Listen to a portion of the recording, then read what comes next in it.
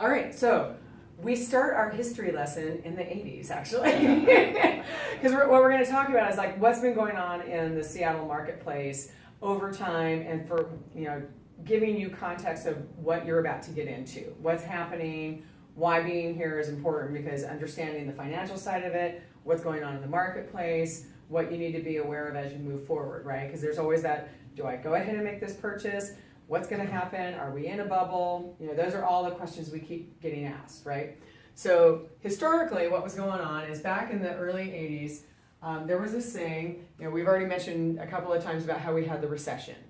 But prior to that, in the 80s, which Eric got to live through from the finance side of things, there was this thing also called the savings and loan debacle, which was basically like a mini version of our recession, right? We used to think that was like the worst thing since the Depression, and then we found out it could get worse. Yeah. But during that time, in the early 80s, in the Seattle marketplace, we actually had a period where there was just no growth, no movement, because typically in appreciation in real estate, standard appreciation that's expected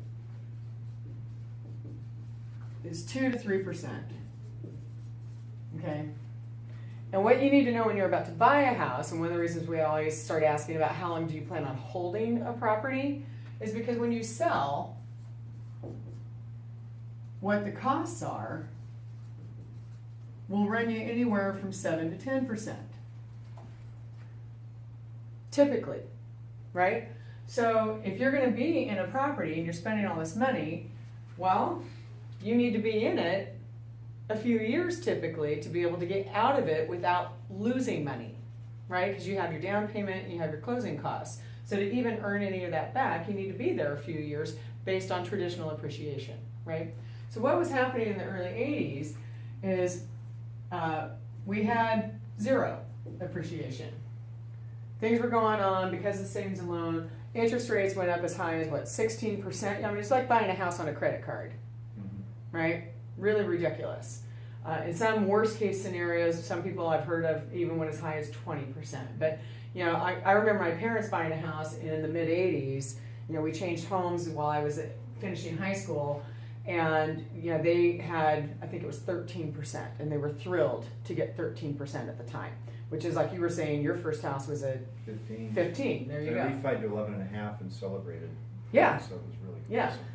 So early 80s, we had like 0% appreciation really going on. It took a long time. If somebody bought something in the 70s, it took quite a while before they could really sell their property and get their money back or not lose money, right? So then there was this thing called Microsoft that came around, and we started diversifying our economy, right? Because prior to that, even before you guys were all around, in the 70s, we even had a big downturn in Boeing, and I'm sure you've heard of the whole billboard that was like, well, the last person to leave Seattle, please turn out the lights, right? That was also kind of a dark time here.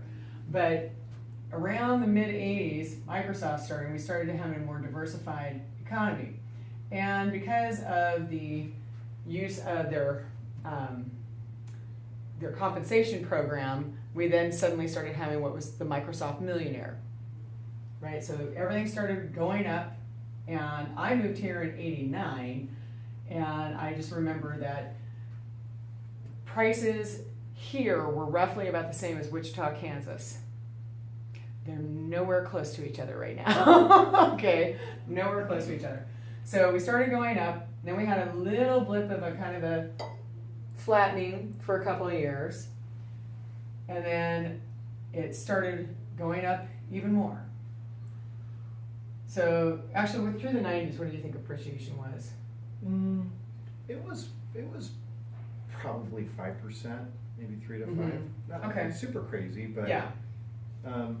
We didn't have the speculative kind of craziness that we had Right. later on. I should have started further down so I can make my. I'm gonna move it. Then we have this, and then it's kind of here. It was pretty steady. Yeah. So, and then we hit around 2000. And here's what I also want to mention about that is right around 2000 when we had Y2K, there was also, everyone remember, we had like a small little dot bomb thing that happened like in the early 2000s.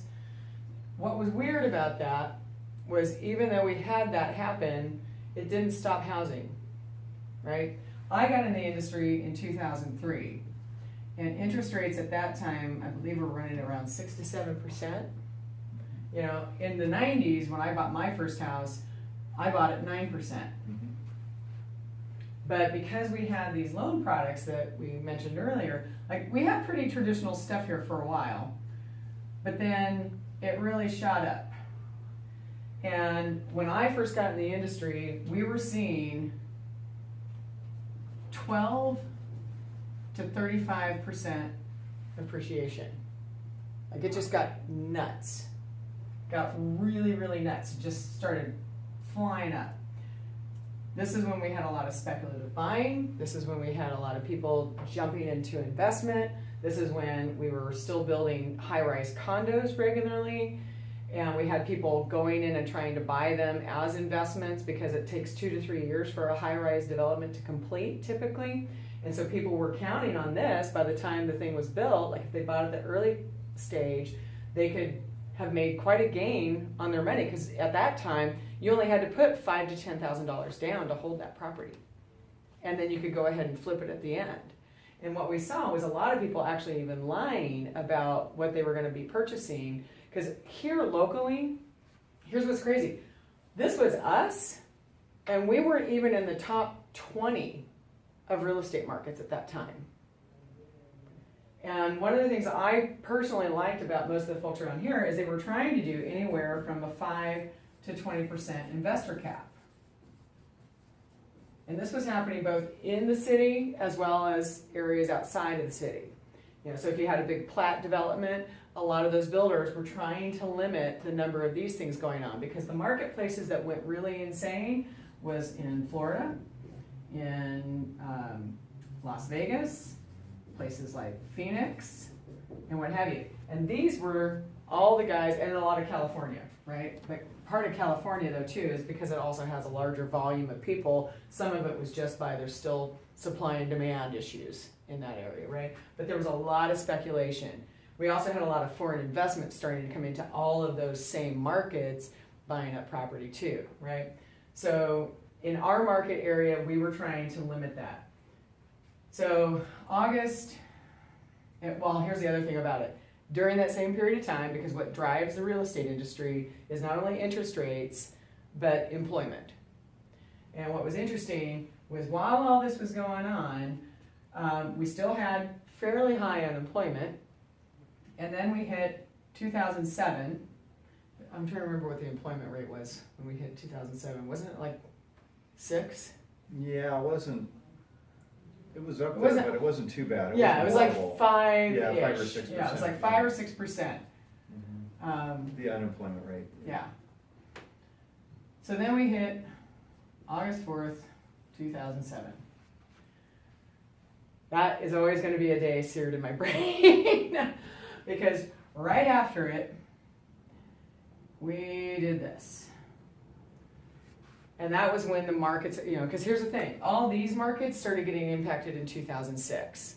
They all started to fall before us. We started falling here, and then in about a 3-year period, we lost 35% appreciation in general.